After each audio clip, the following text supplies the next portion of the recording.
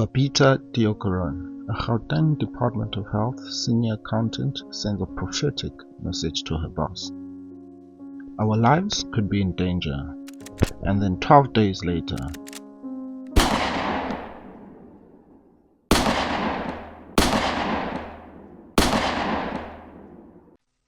Deokaran was involved in uncovering corruption related to the tender processes at the Tembisa hospital.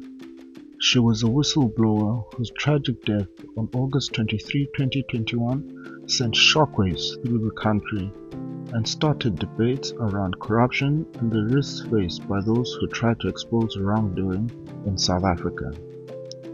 Her courageous actions to expose financial malfeasance ultimately cost her her life. Babita Deokaran was a dedicated public servant who served as Chief Director in the Department of Health's Finance Division. In her position, she was responsible for monitoring the department's procurement and financial transactions, making her an ideal candidate to notice irregularities and suspicious activities within the tendering processes. During the early months of the pandemic, as the world grappled with the devastating health crisis, governments worldwide were forced to procure various medical supplies to aid in the fight against the pandemic. This created an environment ripe for exploitation, with procurement processes becoming targets for corruption. She became aware of irregularities in awarding of tenders where companies with ties to politicians and influential figures were awarded large contracts without following the proper procurement processes.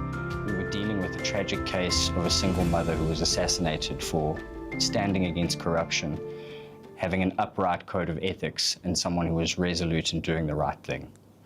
The second challenge came from the complex nature of the investigation. She'd found the first shades of a massive extraction network operating out of Tembisa Hospital, and what we tried to do was to take her work further. What we revealed was that syndicates had taken hold of that facility and extracted 2.3 billion rand in the space of 2 years.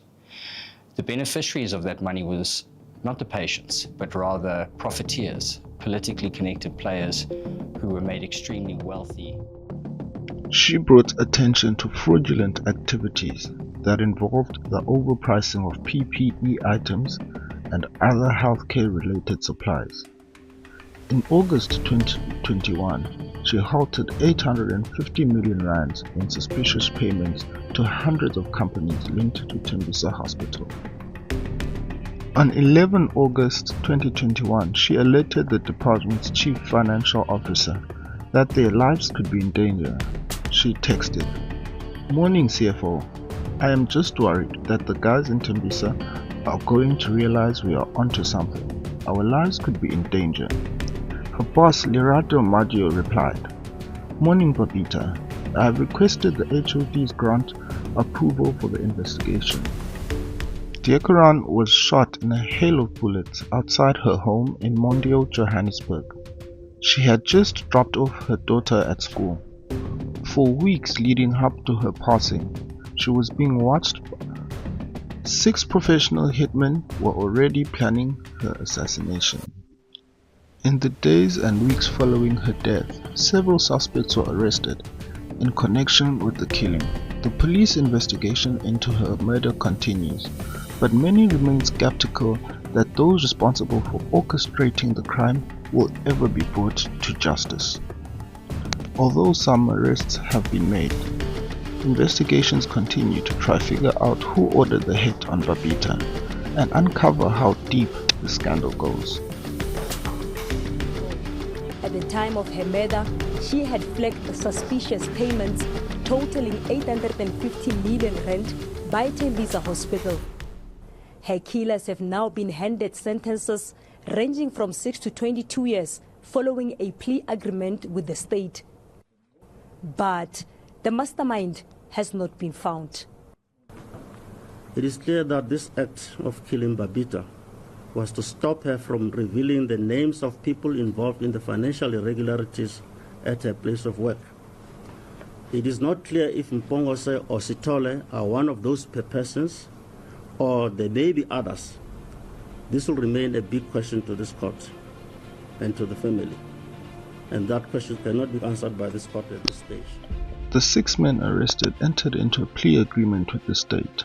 They were sentenced in the South Gauteng High Court on August 2022 and 2023. However, during the court proceedings, it emerged that the masterminds were still at large. The initial estimate of 850 million fraud she had red flagged spiraled to over 2 billion rand. This underscores the deep-rooted corruption that occurred at the hospital. On the 4th anniversary of Deokaran's tragic assassination, the Special Investigation Unit announced the discovery of more than 4 syndicates involved in corrupt activities at Tembisa Hospital in Ekurhuleni. SIU head advocate Andy Motibi made the revelation during a memorial at Deokaran's complex in Johannesburg, where a remembrance plaque was unveiled at the site of her murder. The event, held on 23 August 2025, brought together family, activists and officials to honor the whistleblower who exposed over 850 million in suspicious payments linked to the hospital. Motibi also revealed that the SIU is exploring claims of similar corruption at other hospitals in Gauteng, broadening the scope beyond Tembisa. Yes, I think, the family, our final thought is, or our desire is, that the mastermind must be apprehended. But we welcome the sentencing of the 6 men that were responsible for her murder. However, that does not bring closure to the family, simply because the family, we will not rest until we know who paid for her death and who was the kingpin behind her death. And I guess as a family, what is, besides the fact that it's only fair to want the mastermind to be found, especially because those who have been sentenced are saying to the court that somebody hired them. But looking at how the Gauteng government has dealt with Babita's death in terms of the suspensions that happened months later, etc., are you happy on that front at all? No, not really. Not really. The family is really concerned about the fact that the wheels of justice in regard to Babita's case has been turning very, very slowly. And whistleblowers play a crucial role in holding governments and corporations accountable.